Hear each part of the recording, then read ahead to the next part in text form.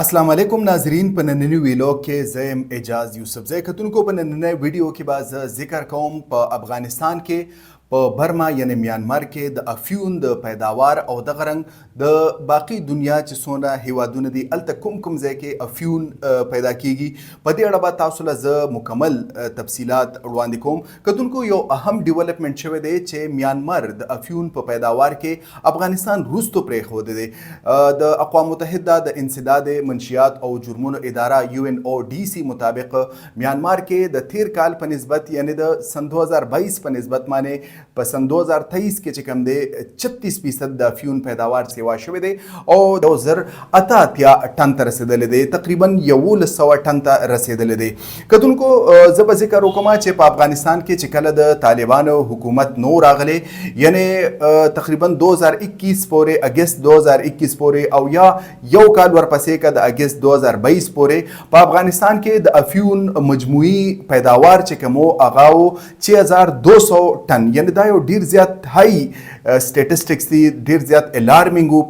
د افغانستان حواله سره او تقریبا 6200 ټن پورې دا رسیدلی وو د دې وروسته د جون په میاشت کې یعنی د کال 2022 جون میاشت کې د طالبانو عبوري حکومت یو حکم جاری کړ او دغه حکم په رڼا کې په ټول افغانستان کې 95% د افیون پیداوار کم شو او دا مهال صرف 333 ټن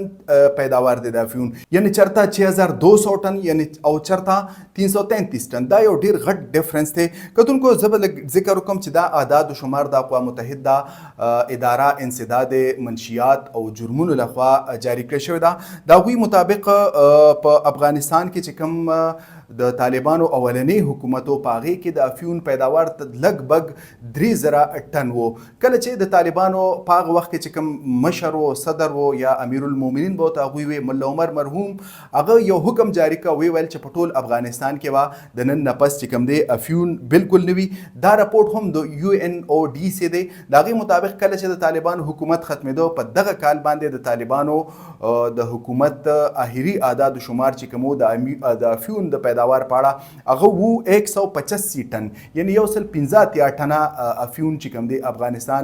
اولنی حکومت چې کوم دی کم کړی دی د دویم حکومت چې کوم دی 95% 95% د افیون کاشت چې کوم دی پیداوار چې کوم دی د کم کړی دی او اوس چې کوم دی دا 333 ټن باندې دا اعداد و شمار چې کوم دی سټینډ کیږي میانمار څنګه مخکې وته کتونکو میانمار د تیر کال په نسبت میانمار کې چې کوم دی د افیونو پیداوار سیوا شوی دی اوس تازه ترین اعداد و شمار نه دی راغلي دا به دسمبر میاشت کې راځي خو اعداد و شمار مطابق په میانمار کې 1100 یعنی 1088 ټن چې کوم دی اغا سالانه افیون پیدا کیږي کتونکو د دې وجوهات څه کېدلی شي او یعنی په افغانستان کې یا میانمار کې یا بل یا داسې حته کې د افیون پیداوار ولې کیږي د دې نه علاوه زه به د یو بل رپورټ ذکر وکم د اقوام متحده ډرګ ایجنسی د هغه وایي که چرته په افغانستان نه یا داسې د نورو هیوادونو نه خالص افیون بند شو نو د دې په جواب کې به خلک چې کوم دی مصنوعي افیون استعمال شروع کی او دا د صحت لپاره ډیر زیات خطرناک ثابتېدی شي او دا د هلاکتونو سبب هم جوړېدلی شي په افغانستان او میانمار کې اخر مماثلت څه دی چې په دغه سیمو کې افیون ډیر پیدا کیږي زه به زر د افغانستان ذکر وکم په مختصر الفاظو کې چې افغانستان د یو ډیر لانګ وخت نه د یو ډیر اوږد وخت نه چې کوم دی د جنګونو ښکار ملک دی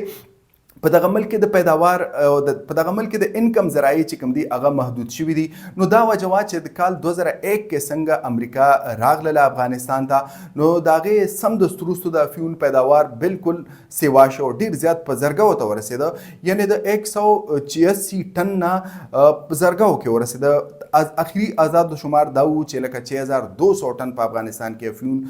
پیدا کیږي د دې وجه هم دا د غربت او معاشي عدم استحکام دی د رنګ چې کوم کانفلیکټس دی بنیادی شی د افیون پیداوار چې کوم دی د دې کې بنیادی فیکٹر کانفلیکټ دی کتونکو دا یو وار اکانومي دا د ته ویل شي ډرګ اکانومي په افغانستان کې داسې رپورټونه هم مخې ته راغلو چې کله افغان طالبانو د ناټو فوجانو خلاف مزاحمت کو نو دا غوي سره د انکم ذرایع چې کوم وي هغه ډیر زیات کم وي نو غوي هم بعض اوقات د افیون په پیداوار یا د افیون په خرڅ باندې انحصار کولو اوس په ځم میانمار طرف ته میانمار کې ولې دا سیوا دي دي میانمار کې کتونکو میانمار د برطانوي سامراج نه په کال 1948 کې یعنی 1948 کې ازادي ترلاسه کړله او د دې وروسته په میانمار کې چې کوم داسې علاقې وي سرحدي علاقې چې کوم وي تر دې دمه هیڅ یو حکومت په هغې کې خپل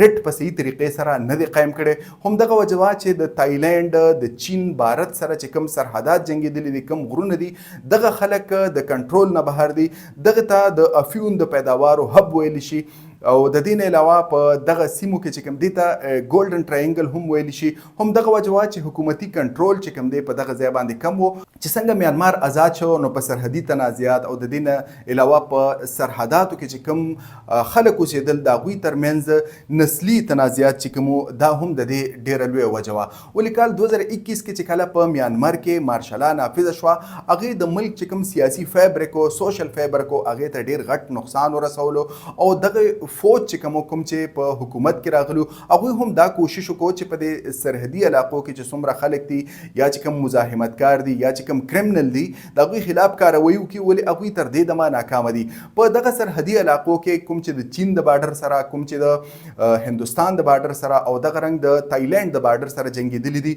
دغه خلکو بغاوت شروع کړو او چې کوم اصل باغیانو د فوجي حکومت خلاف د هغوی سره ملګري شو او دوی یو باقاعده یو کمپین شروع کړو دې ته ویل شي پیپل ډیفنس فورس پیپل ډیفنس فورس چې کوم دی په میانمار کې د موجوده رژیم چې کوم د انکمبنٹ رژیم